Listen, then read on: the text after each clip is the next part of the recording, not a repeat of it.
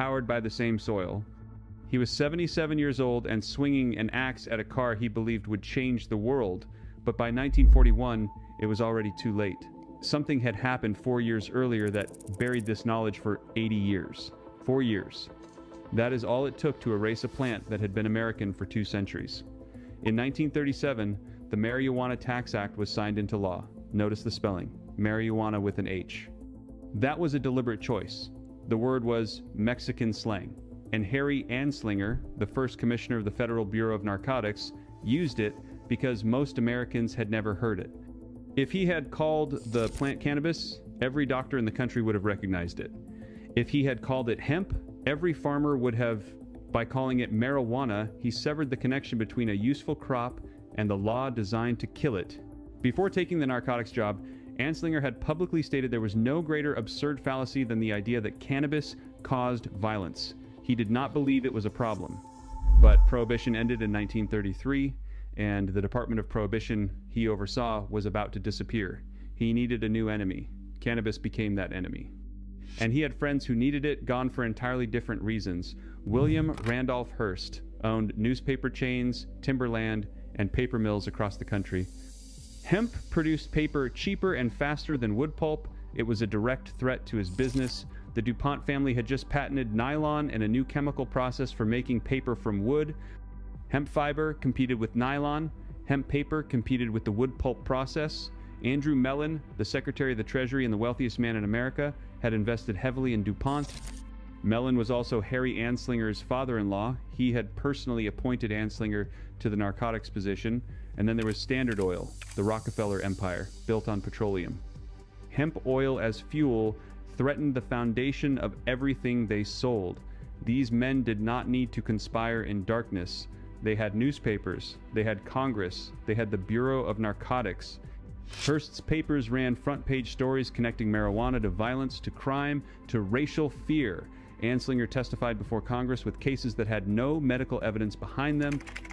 The American Medical Association sent Dr. William Woodward to oppose the act. He told Congress the claims were not supported by science. His testimony was dismissed. After hearings that got almost no public attention, the act passed on the 2nd of August 1937. Here is the detail that makes 1937 the most important year in the history of American energy, and almost nobody knows it.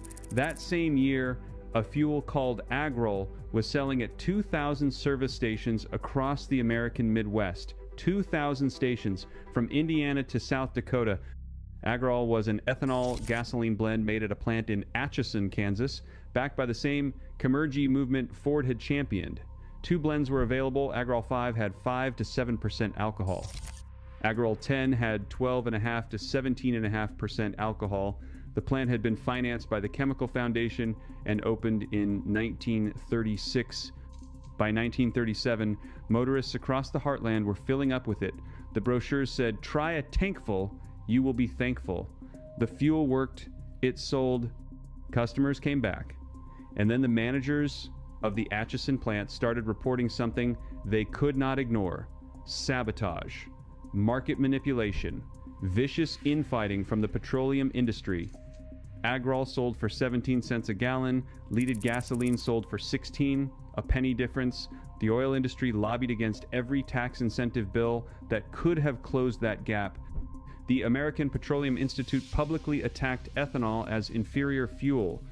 Between 1933 and 1939, petroleum interests killed 19 federal bills and 31 state bills aimed at supporting alcohol fuel blending. The American Petroleum Institute's own spokesman, Conger Reynolds, mocked the movement publicly, calling its supporters dream chemists and armchair farmers.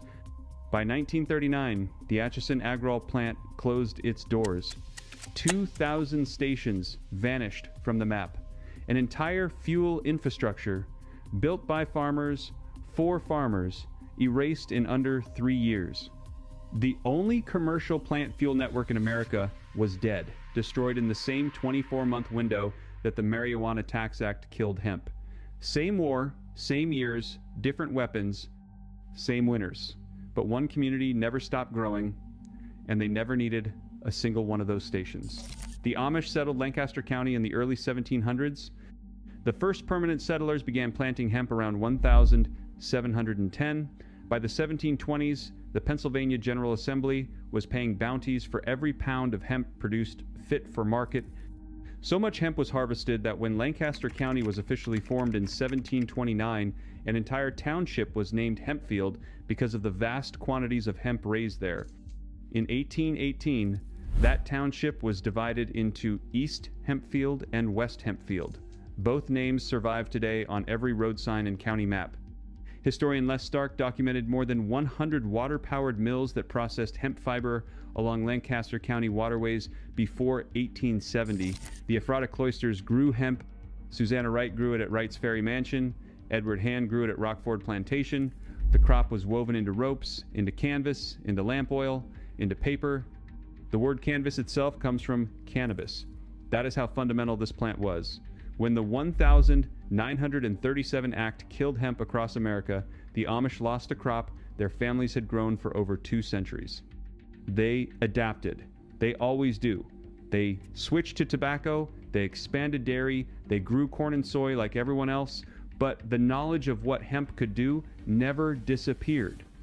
It lived in the same quiet memory that holds every piece of traditional wisdom the Amish carry, passed at kitchen tables, in barn conversations, from grandfather to grandson.